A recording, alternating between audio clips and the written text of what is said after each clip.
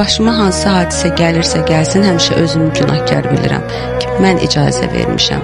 Mən icazə verməsəm elə olmazdı. Heç vaxt heç kimə güvənmərəm. Heç kimə, Allahımdan başqa heç kimə. Əgər bu həyatda çox gözəl, təhlükəsiz yaşamaq istəyirsənsə, hamıdan hər şey gözləyəcəksən. Mənim üçün bir dənə tək bir üstün Allahdır.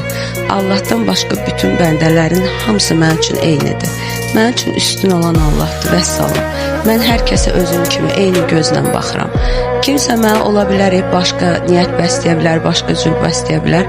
Ona öz vicdanını, öz Allahına buraxıram.